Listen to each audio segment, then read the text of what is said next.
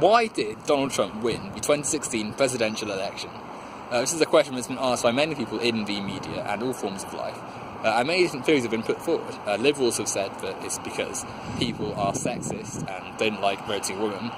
People on the right have said that it's just a natural hit back to the Democrats and it's just turn-taking.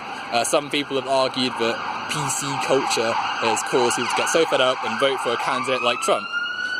But I think to understand the real reason for why Trump was voted in and why a populist right-wing candidate can be elected in 2016, we have to look at the system and economic structure of society and realise that there's a deeper problem within our culture that causes a candidate like Trump with so many obvious flaws to be elected.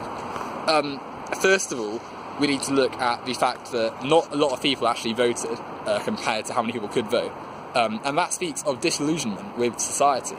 And we look at the two mainstream parties, the Democrats and Republicans, the only two parties with any chance of getting into power.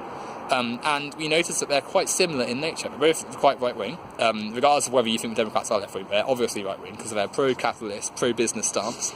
And simply being left of a party like Republicans does not mean you are a left-wing party in itself, because being left of Republicans is not a hard thing to do. And you look at the lack of difference between the two in many areas, and you look at someone like Hillary Clinton, who is a significantly right-wing, more so than Obama, leader. And you have to wonder why a person who perhaps is not overly pleased with either candidate would not vote. And a lot of blame gets placed at these people because it's easy to say, oh, well, you should vote. If you'd voted, we wouldn't have had this situation. But can you blame people for not voting? Under our first-past-the-first system, extremely flawed and dangerous system for political change, it's near impossible to see your voice to be heard. And there's no way a party outside the main two is ever going to receive any sort of political power. So for many people, not voting was simply a way of just showing their disillusionment and frustration with society. So I think one way is the disillusionment with politics, and that's a fault of the Democrats and Republicans for basically offering very little in terms of real substance. And what Trump capitalised on was the lack of people voting for Hillary. It was not the same on his side. People were more motivated to vote for someone like Trump than they were for Hillary, because Trump, in their eyes, represented change. But the second way that this was done was through the disillusionment with capitalism and the frustration of many working-class voters and voters across the country with the inherent flaws of a capitalist system. Now, immediately when I say this, you'll have the immediate people saying, oh, well, capitalism's a good sister, I don't want socialism, Eastern Europe's a mess, and essentially just shouting loads of unrelated facts about communism or whatever. And to some extent this is true. I mean, many people won't outwardly say capitalism is a bad system and I'm fed up with it and we need to change, because that's not in people's nature, especially in a country like America, who have been told they have won a Cold War. They've essentially renounced socialism through the decades, and they're very much a capitalist nation, certainly the head of the world of a capitalist economy. But you dig deeper and you realise places that Trump was able to win over, like Iowa, like Michigan, like Pennsylvania, states that have all voted Democrat for quite a while, become disillusioned with the Democrat Party and with the system that has reinforced capitalism for decades. You look at areas where industrial processes were the main form of income for many workers, and look at what globalization has done to them and their states. They're devastated. And you have these entire communities underpinned by unemployment, poverty, disillusionment with politics in general, where they've largely been ignored. I mean, you look at someone like Hillary Clinton essentially campaigning on a message of, oh, well, things have been great under the Obama years and we're going to just continue this, and it's kind of insulting to them to suggest that these people who haven't addressed any of the issues and have allowed people who have been suffering for decades, often their entire lives, and in unemployment and in poverty, to ignore them simply on the premise that they're doing a good job, supposedly. And this arrogant view is one that stems from an acceptance of capitalism, and neoliberal capitalism at that, that people are just okay because, oh, well, we've got civil rights and stuff, and we've got good working conditions. You ignore the many people who don't have that same situation in life. And then you have someone like Trump who, regardless of his flaws, regardless of his inherent problems as a man, his message was quite powerful. His final campaign message, barring a part about anti-immigration, was one that I could even agree with, because he was essentially criticising the globalisation process, the establishment techniques by someone like Hillary Clinton, and the inherent problems of a Democrat government, ignoring many workers through their defence of capitalism and their pro-business stance. And it was an effective technique because it spoke to people who were disillusioned with the system. And you don't have to call it anti-capitalism. You can simply call it just anti-establishment, anti-elite, and you speak to these people because it's kind of true. The people at the top have been ignoring these people. And for all the... whilst I don't think Obama was a worse president, I think that he was still a flawed president. I think there hasn't really been a good president in decades. Because they've all been right-wing, they've all been capitalist, and they've not done anything to address the decay of society that capitalism has caused.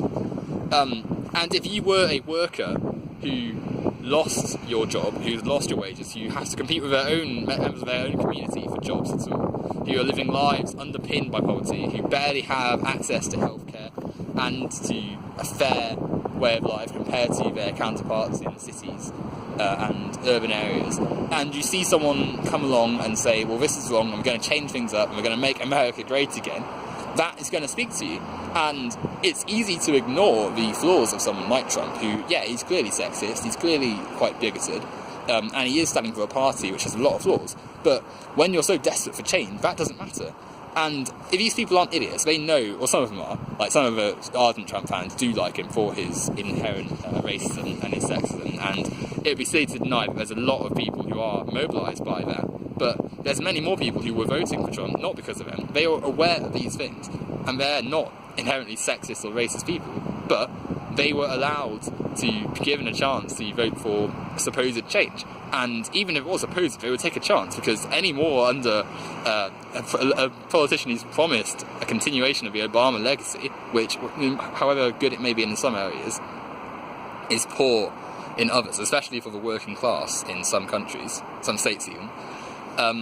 However poor Trump may be, he still represents change to them.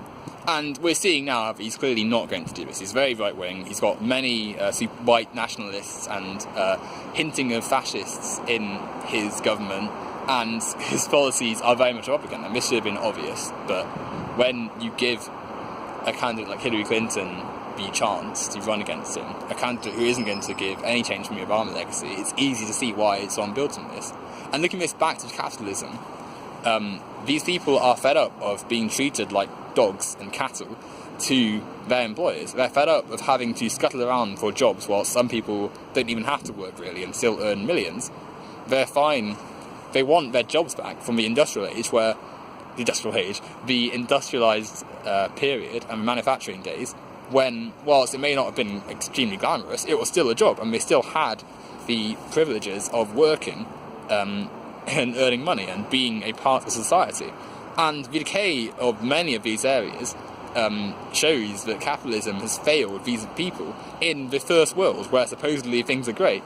And until we address this, until we address capitalism, we're always going to see populist candidates like Trump and others across the Western world rise. And I said a bit in my last video, but I just wanted to focus on the election of Trump in this one, because I feel as though a lot of the coverage around him hasn't discussed this, and it's mainly even, a lot of people are right, the mainstream media don't know how to react, because they're neoliberal, they're pro-capitalist, and they don't want to ask questions about the system that would realise that it's a negative one. And to the people who claim that, oh, well, SJWs caused Trump to win because it just annoyed everyone and it said everything was racist, and that caused people to get annoyed, I think that's an extremely naive view to have. Most people don't know what an SJW is. If you were to ask an average Trump voter in like Pennsylvania what an SJW was, they would have no clue. They'd probably just laugh you away, because the idea of these, I hear people saying, oh, well, working class people are fed up with SJWs, we're real people, and it's laughable, because these working class people have these lives away from being an SJW, but they're spending time watching your videos to laugh about SJWs. It doesn't make sense. But it was a lashback against really, and whilst it's not, they don't inherently see it as capitalism, it is capitalism criticising. And until we address this, we're always going to see people voting for these candidates. We're always going to see the suffering that leads to people desperate enough to vote for someone like Trump. And sadly, until we change this, we're always going to have a far-right presence in society manipulating people into voting for them and then exploiting them even more to the point where their lives are worse than what it was under the previous system that they wanted to still criticise. So when you hear people in the media dumbfounded by the fact that someone like Trump could be elected and blaming sexism or blaming SJWs or anything, think deeper and think about this capitalist system that has allowed someone like Trump to arise.